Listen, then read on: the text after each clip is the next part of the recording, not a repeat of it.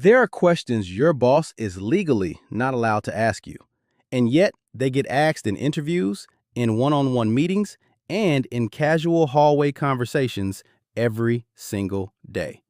Most people answer them without a second thought because no one ever told them they had the right not to. And that is the real problem here. You cannot protect yourself from something you do not even recognize as a problem. So by the end of this video, you will know 5 of the most common questions and requests that quietly cross a legal line. You will understand exactly why each one matters, and you will know what to do the moment you hear one. My name is Dre, and I have spent years pulling back the curtain on how workplaces actually function beneath that polished professional surface.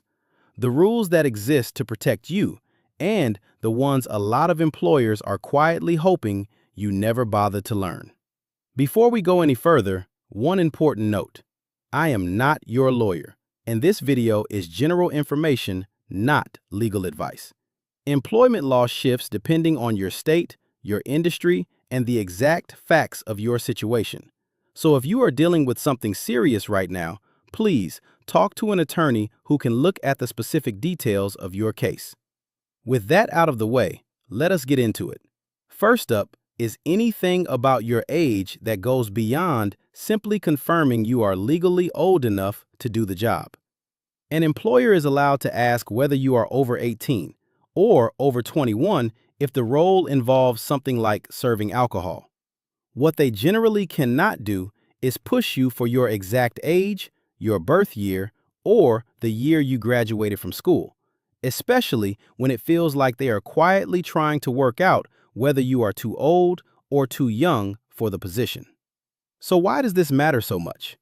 Because age discrimination is against the law. There is a federal law called the Age Discrimination in Employment Act, and it protects workers who are 40 and older across all 50 states. On top of that, most states have their own anti-discrimination statutes covering age, and some of them stretch that protection to younger workers as well.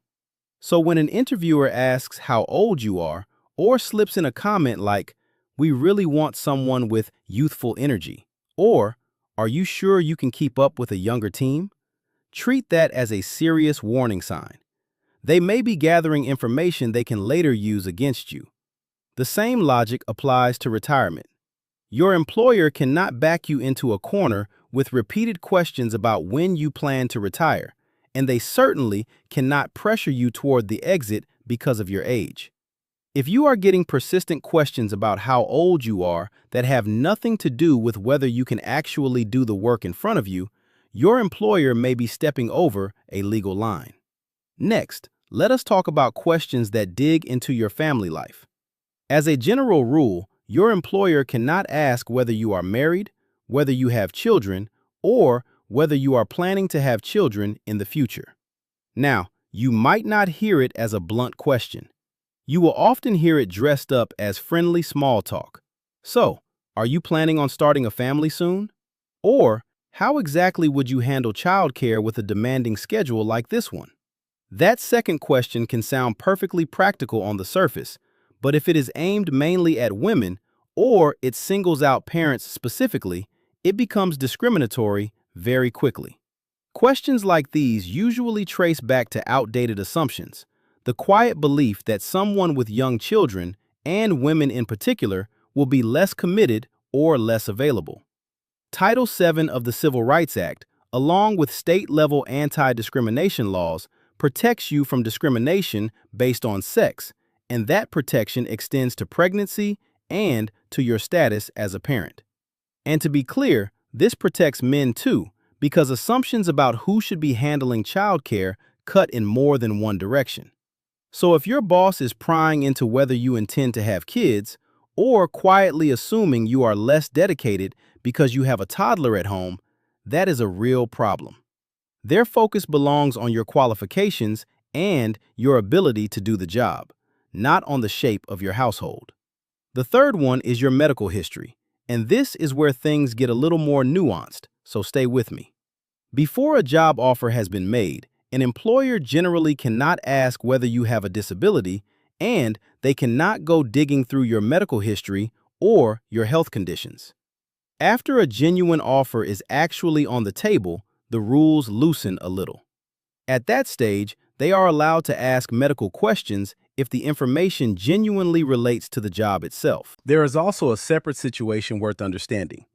If you request a reasonable accommodation for a disability or a medical condition, then a conversation about your limitations and what support you need becomes completely appropriate.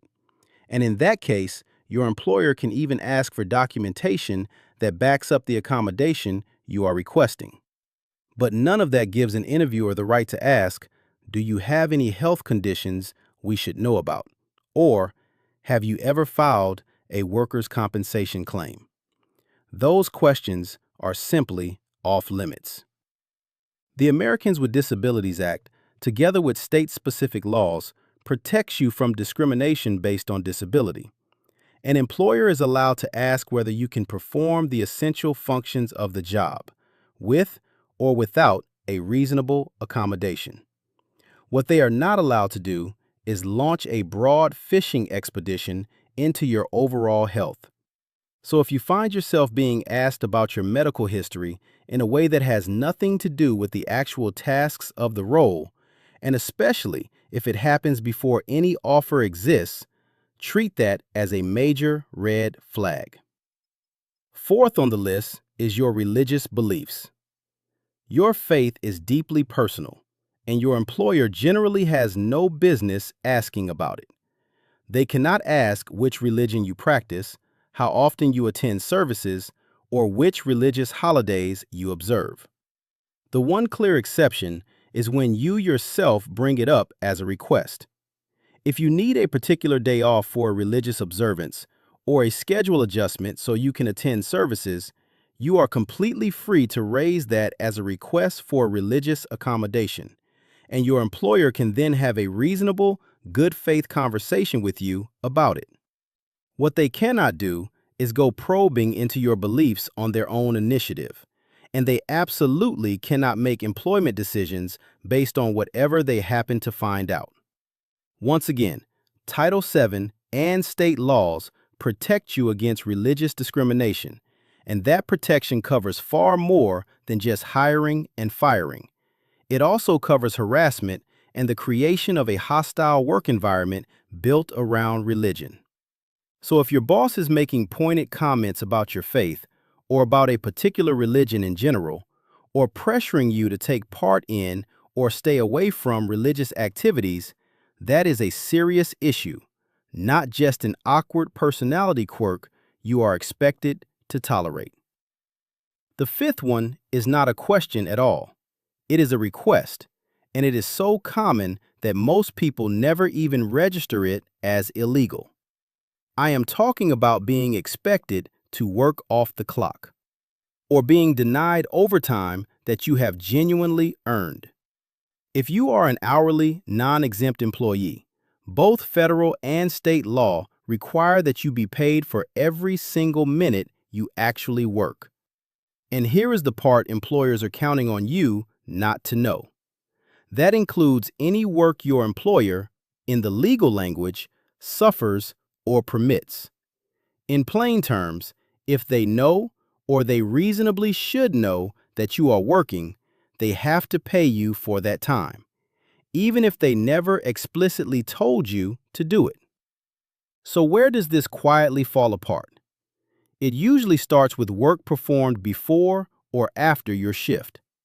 If a manager says, "Go ahead and clock out now," then just quickly finish tidying up these files.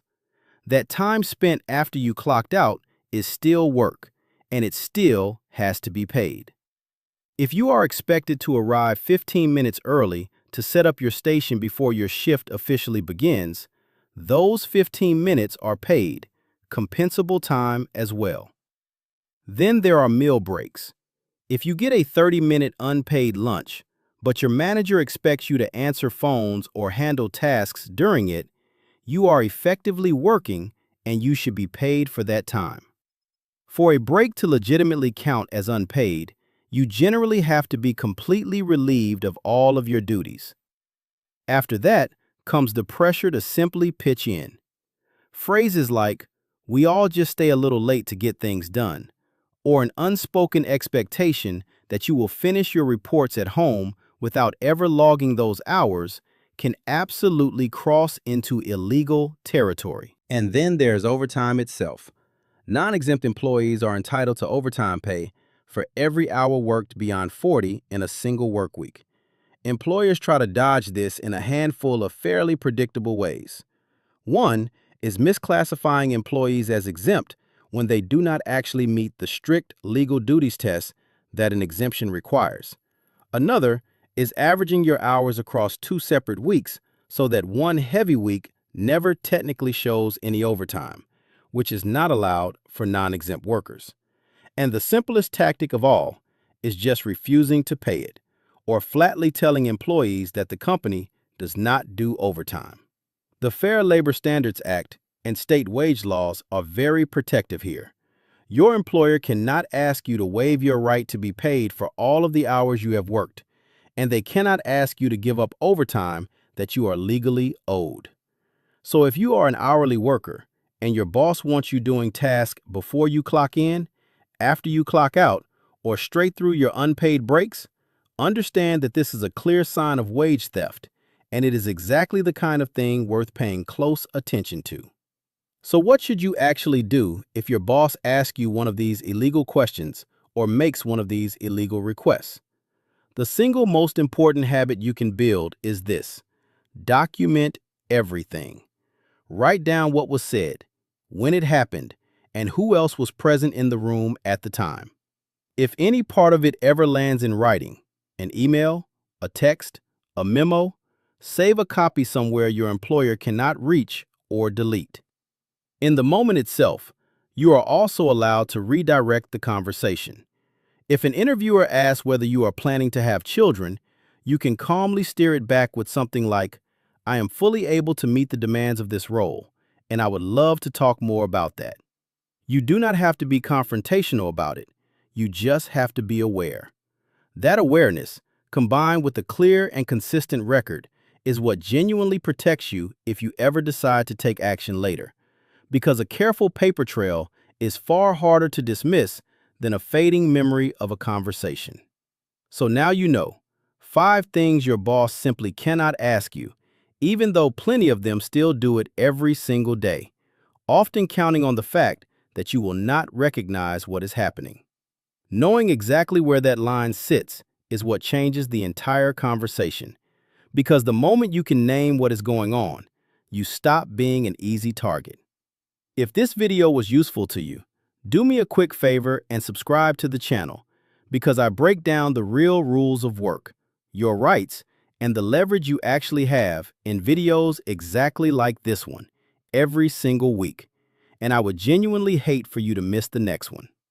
Drop a comment below and tell me which workplace topic you want me to cover next, because the more of us who understand how this really works, the harder it becomes for any employer to take advantage of you.